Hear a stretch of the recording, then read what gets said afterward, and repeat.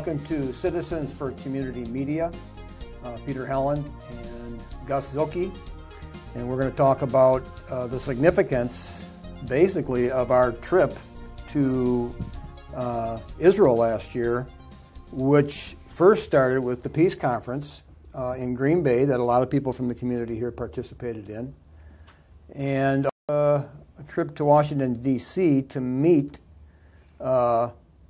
with Miko Pellet, who was helping you organize the trip in Israel.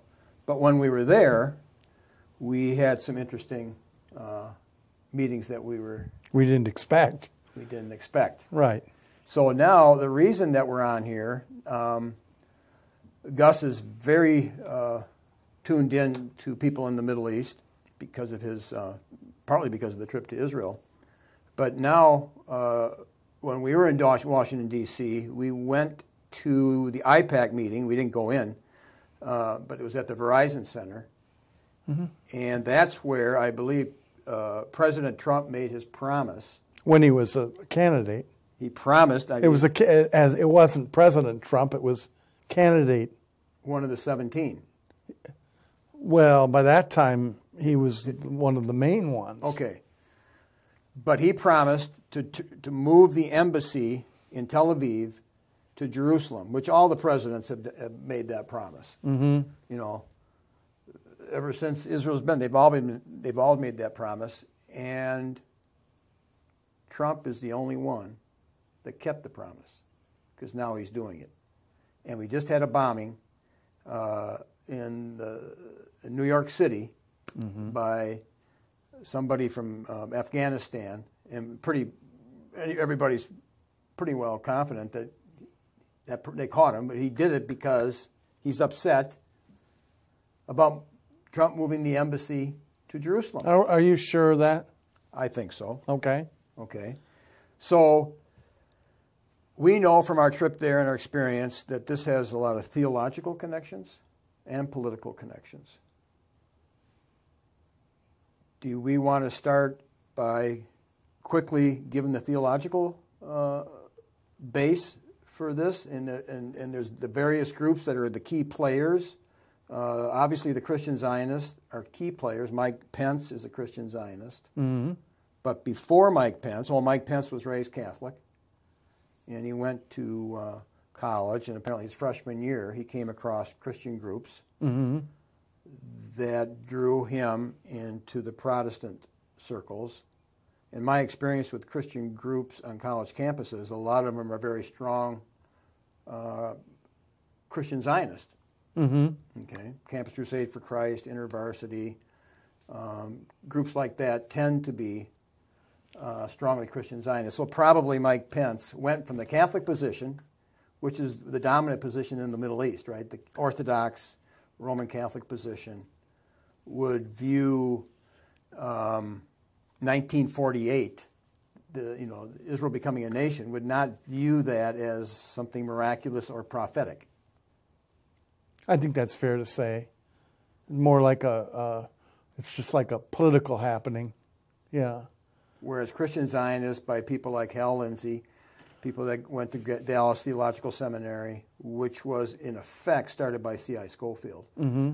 Louis Sperry Schaefer was his partner, and Scofield mentored him, and Scofield had his reference, he had a correspondence course, and they used that to start Dallas Theological Seminary. And Louis Sperry Schaefer was on record many times saying that Scofield was about the best Christian he ever knew.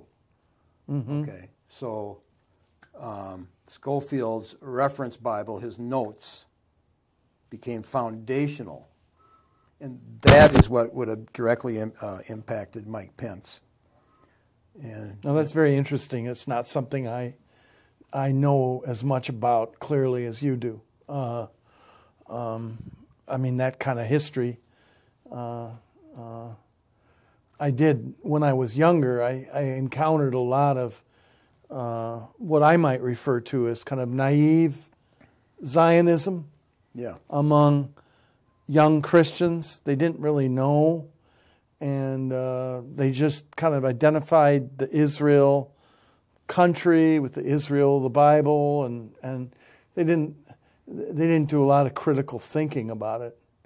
But it seems that with the Scofield Notes and so on, that these people were really parsing things. They were really pulling things apart and, looking at it.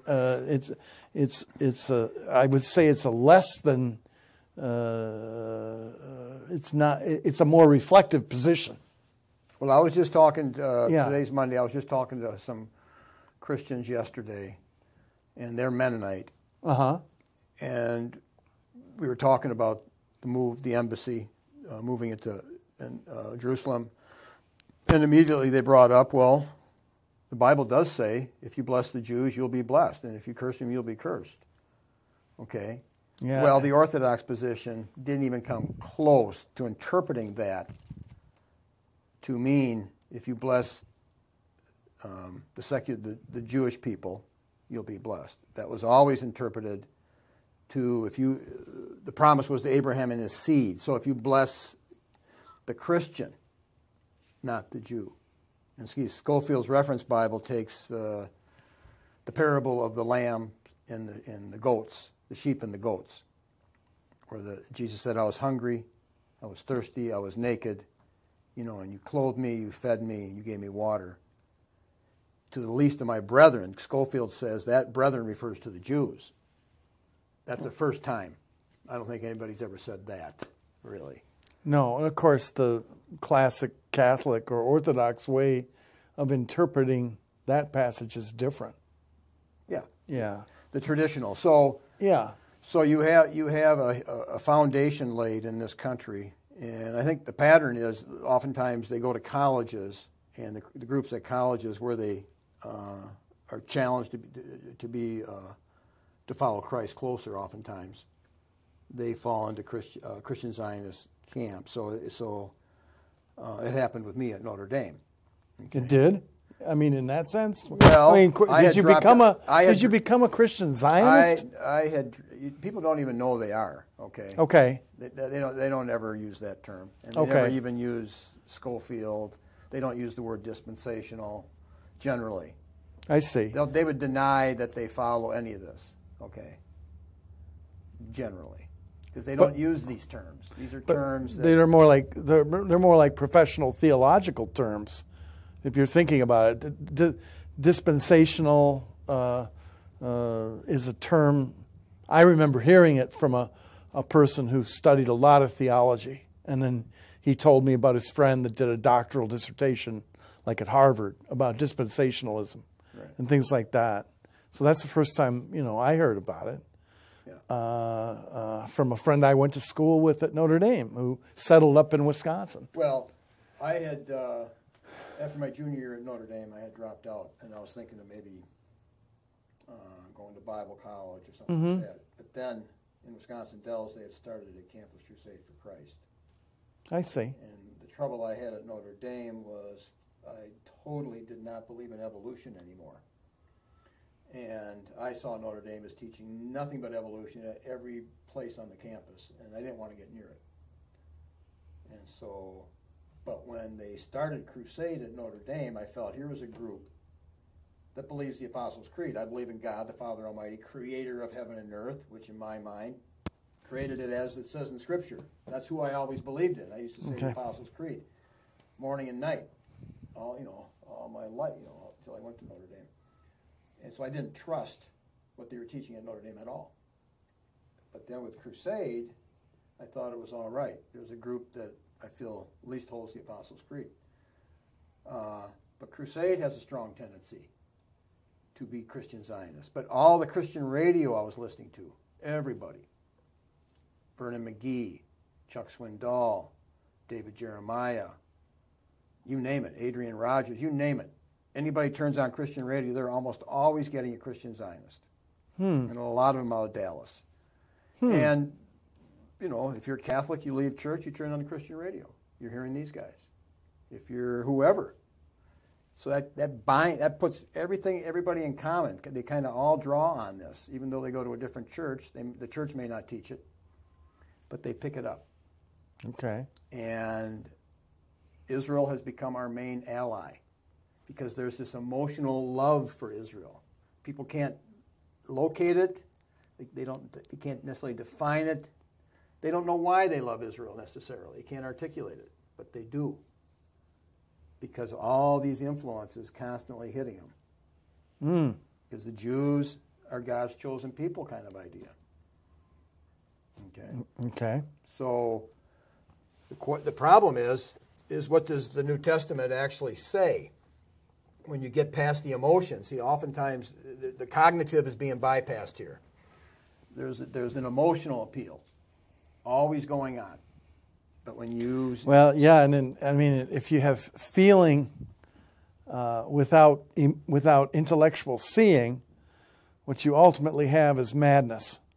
I mean, I'm summarizing some of the work of John Donne in saying that. But when you isolate feeling from seeing, when I say seeing, I mean cognitive knowing. Yes, knowing is a seeing. So if you separate knowing from feeling, and you just have the feeling out there, it leads to madness. Well, let me give you the... And if you have on the other hand, if you have just the intellectual seeing without any heart to it, without any feeling or awareness of presence, you end up in recognizing living in terror and despair. But if you bring together seeing and feeling, you have a shot at integral thinking, I think. And that's, I'm borrowing there from John Donne. Well, let me read through some of the scriptures that generally Christian Zionists do bypass, okay? Okay. And we're talking about Jerusalem in particular. There's many aspects to this. There's the nation of Israel, of course, but now we're talking about Jerusalem. So let me just read a little bit here of the scriptures that generally are bypassed, okay? Galatians 4, 22. For it is written that Abraham had two sons, the one by a bondmaid, the other by a free woman. It's that section, and it goes on, and it talks about the allegory, and one for there are two covenants. The one covenant is from Mount Sinai, which gendereth to bondage, which is Hagar, which is the mother of Ishmael. For this Hagar is Mount Sinai in Arabia, and answereth to or corresponds to Jerusalem, which now is, and is in bondage with her children. But Jerusalem, which is above, is free, which is the mother of us all. So we're already getting with Paul that there are two Jerusalems. The Jerusalem that now is corresponds to or is equal to Hagar, the mother of Ishmael, who everybody in Christian Zionist circles believes that's where the Muslims came from Ishmael. And here it's saying Jerusalem that now is corresponds with the Muslims. That's interesting. Okay. That they do not go to that scripture very often. Oh, they don't? No. And then if you go to Hebrews 11:15, 14, 15, and 16, for they that say such things declare plainly that they seek a country. And truly, if they had been mindful of that country from whence they came out, they might have had opportunity to have returned. But now they desire a better country, that is, an heavenly. Wherefore God is not ashamed to be called their God, for he has prepared for them a city. Okay. Okay, so now we're getting into the theme of a new Jerusalem, the Jerusalem that is above. Okay, the mother of us all. Okay, and then if we go to Revelation 11, it talks about the two prophets.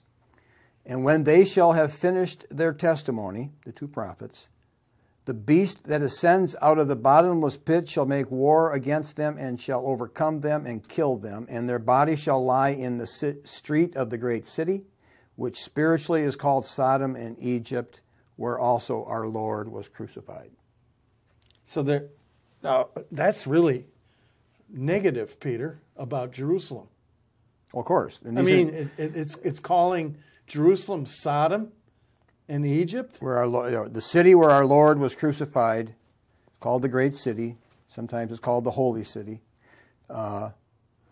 is called spiritually Sodom and Egypt. Now, this is this is open to people to interpret. I understand, but how do we balance all that off? Anyway. Well, you go from there. See, there's a big battle between who do they say is Mystery Babylon in Revelation 17. Okay. Rome has always been targeted by the Protestants to be Mystery Babylon. I see. And the other camp says, no, Jerusalem is Mystery Babylon. Okay. In Revelation 17, it says, and the woman was arrayed in purple and scarlet color, and decked with gold and precious stones and pearls, having a golden cup in her hand, full of abominations and filthiness of her fornication. And upon her forehead was a name written, Mystery Babylon the Great, the mother of harlots and abominations of the earth. And I saw the woman drunken with the blood of the saints and with the blood of the martyrs of Jesus. And when I saw her, I wondered with great admiration. See, the woman, Jerusalem, remember Jesus said that they were guilty of the blood of Abel all the way to the blood of Zacharias, and that all prophets died in Jerusalem to that effect. See, so there's this idea that the woman here is Mystery Babylon, is Jerusalem. That's very strong argument when you hear people give their explanation of it. It's very strong, so there's two different views. And so you see this battle between the Catholics and let's say the Christian Zionists say it's Rome, the Catholics are the bad people, and then another group says, no, the Jews are the bad people. Most all the evil is coming from the Vatican and Rome, the Jesuits. And then the other camp, no, it's all coming from the Rothschilds and so you have these battles going on, which is in the background of what's going on in the Middle East. Some people are aware of these these arguments. Some aren't. Okay, how's this related to the embassy move? Because I've heard a lot now about your discussion move. The embassy move. Christian Zionism, but if you if you go to Revelation 21. Yeah. And I saw a new heaven and a new earth, for the first heaven and the first earth were passed away, and there was no more sea. And I, John, saw the holy city, New Jerusalem, coming down from God out of heaven, prepared as a bride adorned for her husband. So here we're seeing that the church is called the New Jerusalem. Okay, so when the Christians call the holy city Jerusalem in the Middle East, that's the holy city. Well, we're the holy city. It's like Israel. Well, they call themselves Israel. Well, the New Testament says Jesus is Israel, and the church is referred to those who are in Christ, making up the church. He's the head and we're the body. That the true Israel, the real Israel, is Christ and his church. And it's the same goes for Jerusalem. Jerusalem, the church is the true Jerusalem, the holy city. They want to say that's a holy city. But if you read Revelations, you're saying just the opposite. It's a city that full of abominations and filthiness of her fornication. It's just totally evil. So you have these huge differences. And yeah, you do have huge differences in the reaction to President Trump's decision too. You have some people are just elated. I noticed on Facebook, some of my Christian Zionist friends are just it's like they're getting ready for the second coming. Is that why they're so elated? Well, it says in Scripture. I mean, I don't know. I wanted one of them to come tonight to talk about this, but because it would help me to understand them better. Well, I mean, maybe you can help me. Yeah, it says in 2 Peter that we're hastening the coming of the Lord, okay? Yes. And they see this, we want to do all that we can to bring about the second coming of the Lord. Okay. Okay, and the Battle of Armageddon, they believe, has to happen. You have to have the Great Tribulation, the 7 years where the Jews are being persecuted. And some people believe the rapture has to occur first. The church is removed.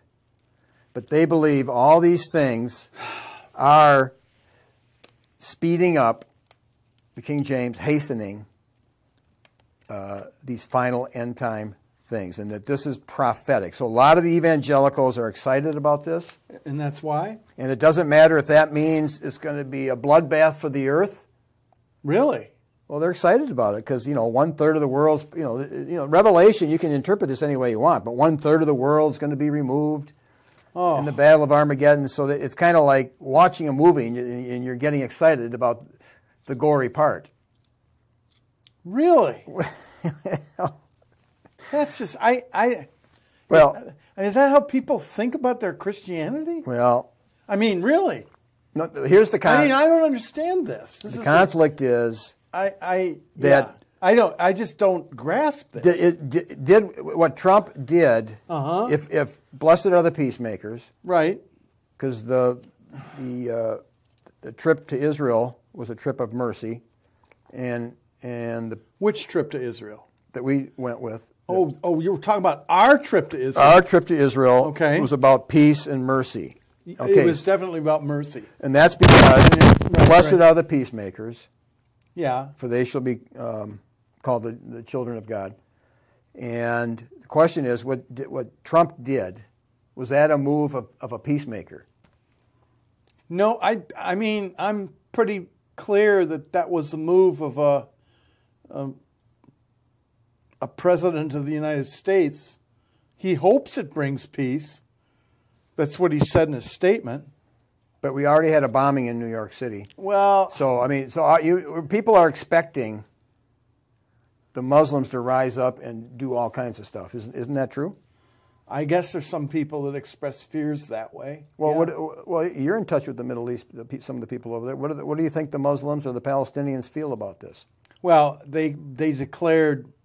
My understanding was they sort of declared they declared the 3 days of rage, and some of them rioted in some of the bigger places. So what would people that are part of ISIS and Al Qaeda or whatever? What do you think some of those guys might be thinking? That are willing to, if they had a nuclear bomb, they'd nuke somebody. What do you think they might be thinking? I wouldn't know because that's one conflation that I really think is a big mistake, to conflate ISIS with the Palestinians. The Palestinians didn't start ISIS. No, they didn't. But bin Laden, a lot of his anger, and we don't know what's true or not true necessarily with bin Laden, but generally he was upset about the Israel-Palestinian issue. Wasn't that part of his? It was, but the reason bin Laden got hooked into things with us has to do with the fact that we originally hired him Afghanistan to work in Afghanistan against the Soviet Union. Mm-hmm. I mean, that's just a piece of history, right? But then why people like to bury, but it's true. So why did he turn against us? Why did he see us as the enemy? I think it has to do with just the shifting of power, after the fall of the Soviet Union. Okay. I mean, and that's a geopolitical question that I don't know that I'm competent to answer. Well, a lot of people don't like us because of our support of Israel, and you've worked at peace conference in Green Bay and in Israel. Mm-hmm. We were working with Miko Pellet. Right. We should talk about who he is, but yeah, go ahead. And he came from his grandfather, his father were high-up generals. No, his grandfather was a signer of the Israeli Declaration of Independence. His father was a famous general. He's the head of logistics for the Israeli army in the 1967 war. And And then his father warned the people after the 67 war. He said, now is your chance to make peace with the Palestinians. And nobody listened to him. That was not what Ben-Gurion... No, it wasn't Ben-Gurion at the time, but it was others. But he did not prevail, so he retired in 1968 from being a general, and he became an Arab scholar. And he devoted the rest of his life to pursuing a solution to the problem of peace between the Israelis and the Palestinians. And then Miko is his son. Miko, the son, he wrote the book. Now he wrote this book called The General's Son. And if I were recommending one book about this situation, I'd start with this book, because Miko tells a story, but it's a very interesting story because he goes as far away as he can from Israel. He becomes a karate instructor. So he wanted to get out of there. Yeah, he gets out of there. And he becomes a karate instructor in Japan. He studies under one of the best. And then the guy, his instructor, wants to move to California. So he follows his Japanese karate instructor to California. And Miko ends up opening 2 dojos in California. One in Coronado, which is a very ritzy suburb of San Diego, and one in San Diego. Dojo is a karate studio, yeah. Right? That's what we would call it, right? Yeah. And he becomes very accomplished at what he does. And then what happens, he's just tooling along with his life, and his niece is killed in Jerusalem by a suicide bomber. Miko's originally from Jerusalem. And one of the most interesting parts of my trip there last year was to walk in the old city with Miko. And Miko is not afraid to tell a person what he thinks. And so I'm walking with him through the old city, and he looks at me and he says, "Is it the case that you people from the Midwest don't believe in working out?" Because, of course, I'm a little overweight and kind of rotund. And he was kind of making fun of that politely. But Miko is a man who just talks straight. He's not afraid to. He's not a respecter of persons. Okay, in that sense. And apparently his father was like that too. His father was willing to say what he thought all the way through. And his father's recommendation was rejected. And there's a dear friend of mine who's now terminally ill. And he and I were talking before he got his illness, and we were chatting about this story. And he said, Gus, if they had listened to Miko's dad, that girl never would have been killed in that... he wouldn't have lost his... The Palestinians probably wouldn't have been in such anger. Right.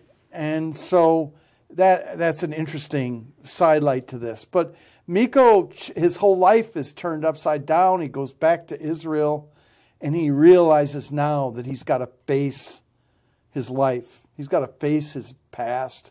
He's got to study what it means to be an Israeli. Well, he had to go back for the funeral at least. Well, he did. He went back for the funeral, but beyond, and when he went back for the funeral, there were a group of Israelis who wanted very badly to use this as an opportunity to call for revenge. And Miko's sister, the mother of the girl that was killed, spoke up and said, "I don't want talk of revenge." No mother would want any other mother to suffer the pain that I'm suffering now. So there's no revenge. And that was one thing. But the other thing is that this sent Miko on a journey, a soul-searching journey. And he goes back to California, and he's trying to pick up the pieces of his life. And he decides to join a Palestinian-Israeli discussion group in California. and he begins to learn about the Palestinians as people in California. Mm-hmm. And then he keeps journeying, and he, it gets even more dramatic because he goes back to Israel and goes into Arab territory, and he's frightened. You mean the West Bank or what? Yeah, in the West Bank or Arab territory in Nazareth. Yeah. I mean, different places where there was all Arabs, and he decides to just quell his fear and keep on encountering people. And it becomes a really remarkable journey because he discovers, he researches history, he gets to good history, and when I say good history, what do I mean? I mean that he experiences the truth of his history and the need to recognize Palestinians as fellow human beings. And this is remarkable. And this journey is remarkable. And I read the book, and I say to myself, if there's any way I can bring this man to talk to some people, I will. And so I did. I brought him to Green Bay to a peace retreat we did up in Green Bay in 2015. Mm-hmm. At the end of that peace retreat, we also brought a Palestinian, a prominent one from the village of Nabi Saleh. Right, and many people from our community and there elsewhere. There were people from our community, there were people from other areas of the country that were more troubled, like the people from Ferguson, Missouri, the people from Baltimore. They came too.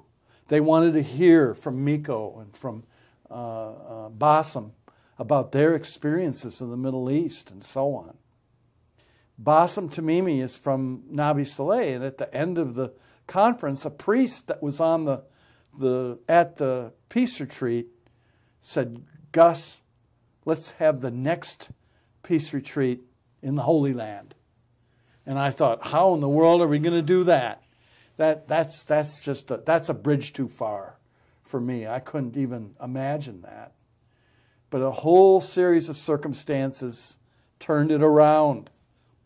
And you mentioned that it was a pilgrimage of peace and mercy. Mm-hmm. Well, that was my original title for it, but we shifted it because everybody's talking about peace, and there is no peace. So we thought if we just talked about peace, that wouldn't focus it enough.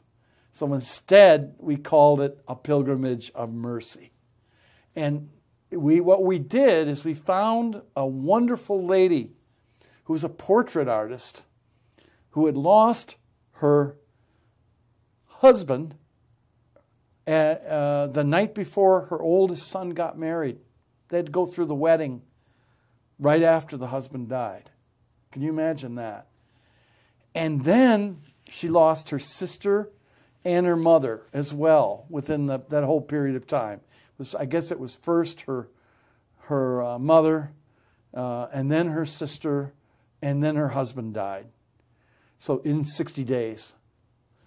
And she was a portrait artist, and she felt like out of her affliction that she should do portraits of people for families who have lost loved ones suddenly, unexpectedly, or tragically. And so I was friends with this family, and she asked me to become part of her non-for-profit board to start her project. And she drew portraits for about 100 families in the few years that we started this. And then I got the idea that we would do portraits in the Holy Land for both Israelis and Palestinians who had lost loved ones to the violence there. And thus was born the Pilgrimage of Mercy. And so it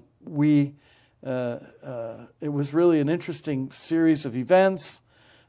She and her fiance went out to San Diego. They were already planning a trip there.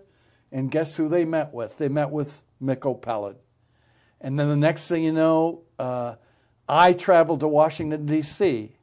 to discuss with Miko the upcoming Pilgrimage of Mercy, and that happened to be at the same time as the all that stuff was going on with Trump and AIPAC. So the big AIPAC meeting where you have Hillary Clinton. Everybody was there a bit except Bernie Sanders. Right, but the others were there, and it was a very and of course, so we walked down to just look at things and see the protesters, and we ran into some of the Hasidim Jewish people who were protesting Zionism. The Orthodox. Yeah, you call them the Orthodox, or they were in their black outfits, and their hats, and they talked with us about this whole problem of Zionism from their standpoint. And then we walked on. I remember what they said. They said, we learned that God hates rebellion, basically, and the rebellion of 70 A.D., where the city got taken by the Romans, and then the Bar Kokhba rebellion in 134 A.D. They talked about that and said, we learned our lesson from that, and because of that, we know we should not ever do something rebellious. We have to wait upon the Messiah to bring, our nation back. Okay, so they have a religious reason in their own faith not to be Zionist. Right, so to the point that they are always condemning the state of Israel. It should not exist. It's atheist, Marxist, it's just terrible. Okay. But they agree with Miko on certain points. Not to agree, Miko's not religious. He's not any of that. But they both don't like Zionism. Right. Okay. So there's differences of opinions among our Jewish brothers and sisters on this topic. Oh yeah. Yeah, and what we want to do is kind of build bridges to these different opinions. And in fact, I would welcome anybody who wants to come, who's a Christian Zionist, and discuss this with us, because it will help us to understand their position better. Because as you can see already from this discussion, I need to learn more about that. Okay, so we go on this pilgrimage last November. It was right after the election. And if you can imagine, on this pilgrimage, there were people who voted for Trump, and there were people who voted for Hillary. These were all Americans, and they all gathered in Chicago, and there were people, Peter, with a Trump hat, even, I won't say who. Well, that was kind of to have fun. I know. Well, you were having fun. Some people were really kind of wondering about all that. Well, it was like putting it got conversations going, which it did in Israel. Yes, I know.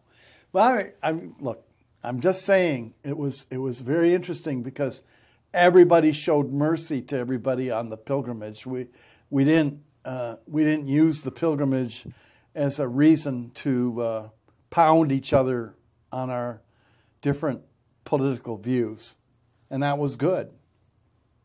It was also the case that we had the presence of others on the pilgrimage later on who joined us in Israel, someone from China, someone from Africa, and when we got to Nabi Saleh, I'm going to show you now a video that was taken of me talking to the youngest journalist, one of the youngest journalists in the world. Her name is Janna Jihad.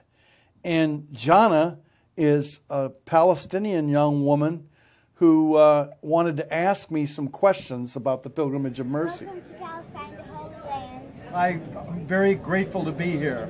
Thank you. And could you introduce yourself?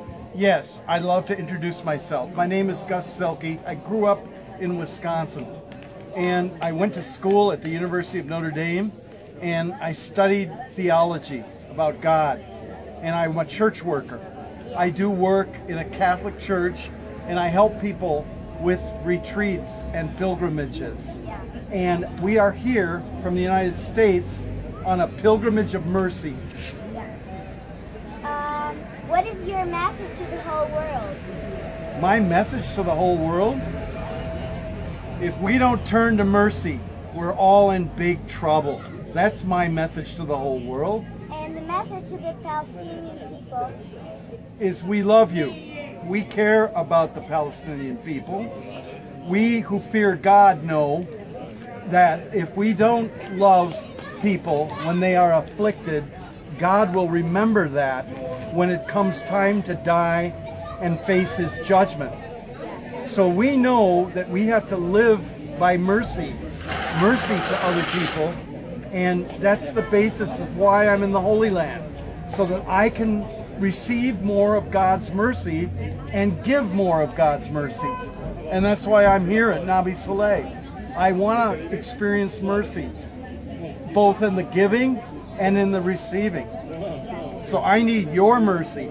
As an American, we do not know how to think all the time properly about the Palestinians. And we need to learn from you how to think properly so we can be merciful. Not so for any other reason. Yeah, thank you very much. Oh, you're welcome. Now you notice that the key thing I said there, only for mercy. And it's true with Israelis too. We only came in the name of mercy. We didn't come with an agenda outside of mercy. And and it was called a pilgrimage of mercy.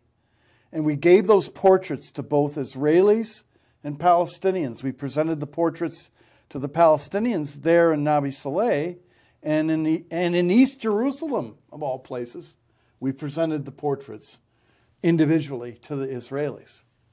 So we are not talking here about siding with any one side exactly. But what we're interested to do is to maintain a balance that comes out of mercy and doesn't come out of some political machination. And that's where I fear the problem arises, is that people don't do things out of mercy.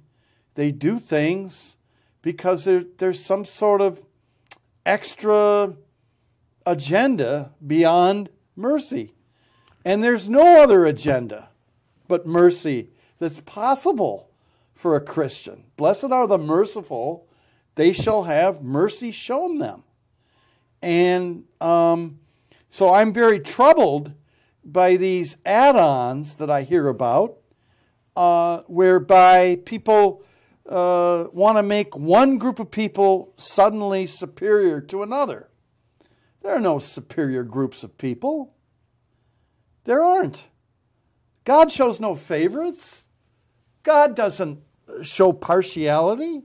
What does it say in the New Testament? That anybody of any background who fears God and does what is right is acceptable to God. So it really pains me to see people, some group of people proclaiming their innate superiority, their exceptionalism over another group of people. Well, and I'm really troubled by that. Well, you see, the Zionists seem to do that, right?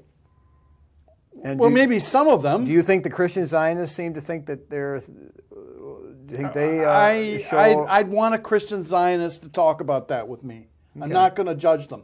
I refuse to judge. That's the whole thing with the pilgrimage too. We don't judge. I'm not going to judge my Christian Zionist brothers and sisters or my Jewish Zionist brothers and sisters. You can discern their theology. Well, I can discern theology. And you've started the process of doing that in your long discussion at the beginning of this tape. So that's okay, the beginning of this show. Okay, so your point about me discerning, yeah, I agree with that. And one of the best voices in Israel right now, discerning this problem of Zionism for the Israelis, is Gideon Levy. Gideon Levy is a columnist for Haaretz, the big daily Israeli newspaper, and you have to be patient with his accent, but he has some really good insights here about the way, the things that his country needs to be healed from. Basically, he's on a journey to illustrate to people how Israel needs to be healed. And I'm hoping that my Christian Zionist friends will join me in praying for the healing of Israel, but according to the wisdom of this man who understands the common humanity with the Palestinians.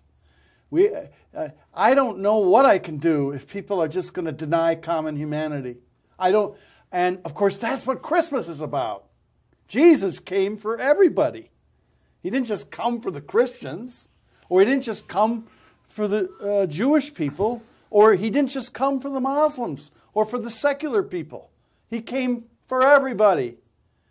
And so when you hear a voice, even a secular voice, like Gideon Levy, talking about common humanity, listen carefully and enrich your faith. Thank you.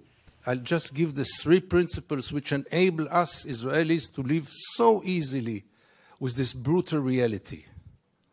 A, most of the Israelis, if not all of them, deeply believe that we are the chosen people. And if we are the chosen people, we have the right to do whatever we want. B, there were more brutal occupations in history. There were even longer occupations in history, even though the Israeli occupation gets to quite a nice record. But there was never in history an occupation in which the occupier presented himself as the victim. Not only the victim, the only victim around.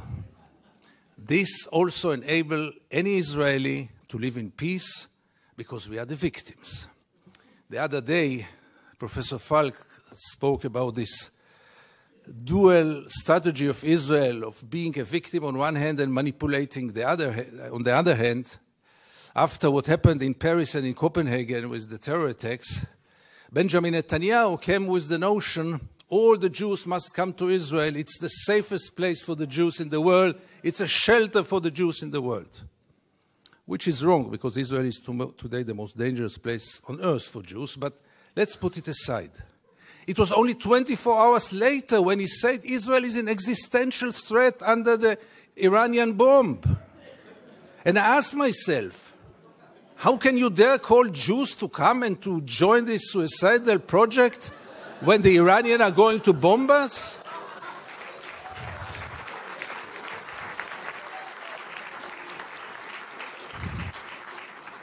But in Israel, everything goes, and both declarations were accepted as the only truth. And here I get to the third set of values which enable us Israelis to live in peace with the occupation. And this is maybe the most crucial one and the worst one. We say victimization, we say chosen people. When I say victimization, it goes without saying we have to mention the Holocaust and the unforgettable Mrs. Golda Meir that the American jury had exported to Israel. She said once, this unforgettable woman, that after the Holocaust, the Jews have the right to do whatever they want. But the third set of values is the most dangerous one, and this is the systematic dehumanization of the Palestinians, which enable us, Israelis, to live in peace with everything. Because if they are not human beings like us, then there is not really a question of human rights. And if you scratch under the skin of almost every Israeli, you will find it there.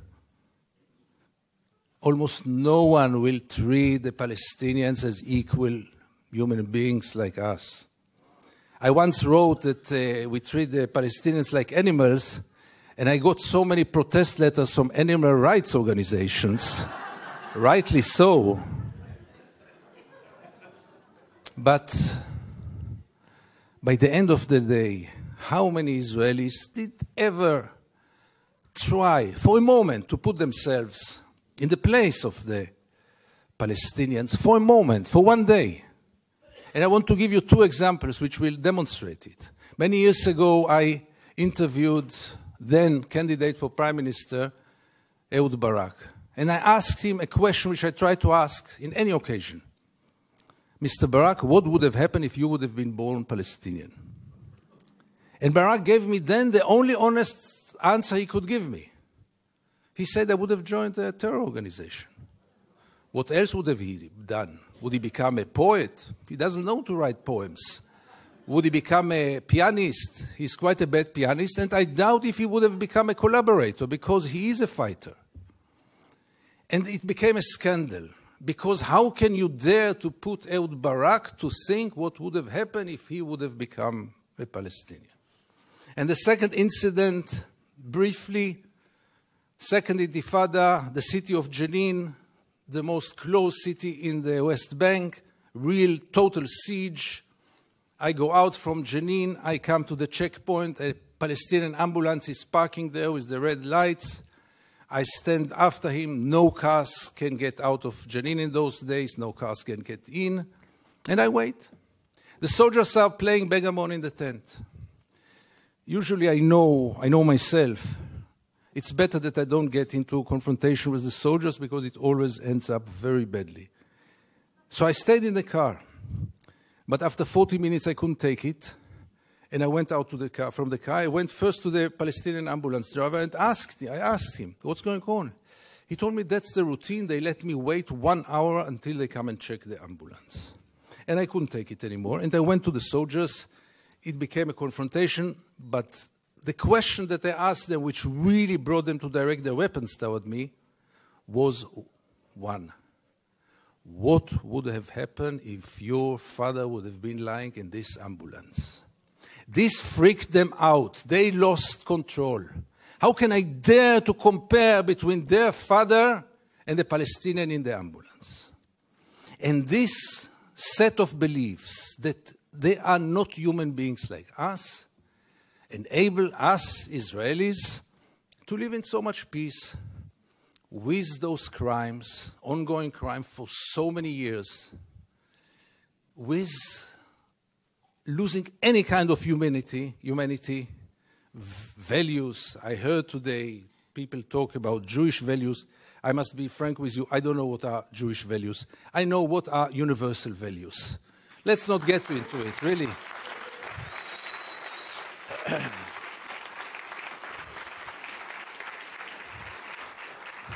There are very clear universal values. And there is a very, very clear international law. But for most of the Israelis, international law is very important. But not for Israel. Israel is a special case. Why is it a special case? And again, you get with all those set of values, with this living in denial.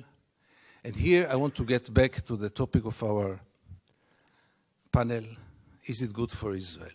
No, it's very corrupting. Because as long as the United States enable Israel to continue, obviously the Palestinians are the first and direct, unbelievable victim of it. But by the end of the day, what will Israel be after all those years? What is it already today? Where does it direct to? And things are getting worse and worse. And therefore I have so little hope about change from within the Israeli society. Because things, as you might know, are going more and more to the nationalistic, militaristic, religious direction, with very little hope that change will come from within. Why would Israelis go for a change? What incentive? Why would they bother? Life is so good. You should have seen Israel in the days when Gaza was bombed, when the beaches were crowded, the helicopters were passing on their way to bomb Gaza. The Israeli TV hardly showed photos from there. Newspapers hardly wrote anything. I wrote one article about the responsibility of the pilots, and I needed to use bodyguards to get out of my home after this. The problem was, by the way, that the bodyguards were settlers, and they argued with me all day long until I saw that I'm much more secure without the bodyguards rather than with them. But the last war in Gaza, and this will be my final remarks, the last war in Gaza taught us also that Israel, which has 3 regimes today, maybe the only country, the only state in the world with 3 regimes, one for the Jews, one for the Arab citizens, and an apartheid regime in the West Bank and Gaza, one of the most brutal and cruel tyrannies in the world.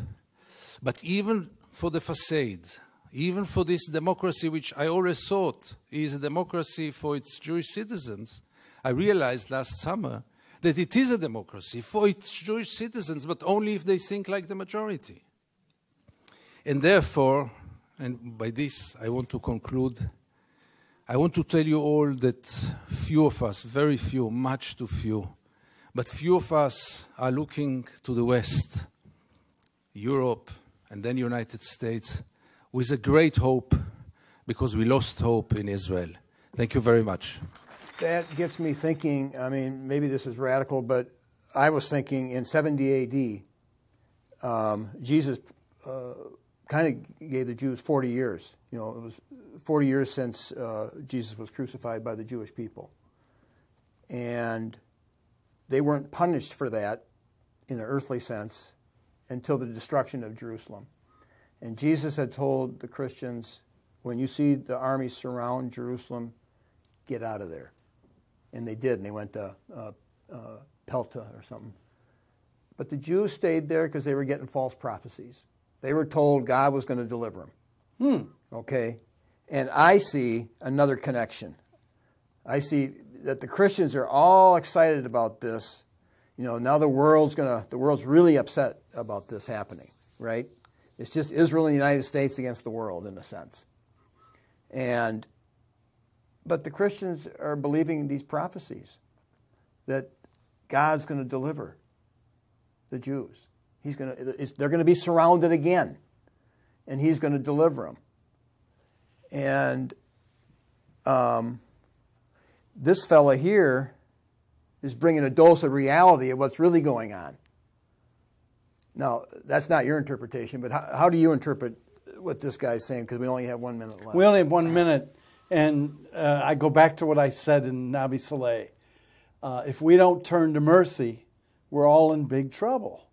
And so any way we can be merciful with each other, we should. And one of the ways we can be merciful with each other is by exercising our First Amendment rights to talk about these problems freely and to talk about them with many different sides and viewpoints and freely debate them. Because only that kind of freedom to speak out is going to kind of clear the air on this kind of problem. It's when you hear someone like Gideon Levy, you go, wow, I didn't know it was quite that way. Well, then we learn and we give mercy. Okay, so this is Citizens for Community Media with Gus Zuelhkle and Peter Helland.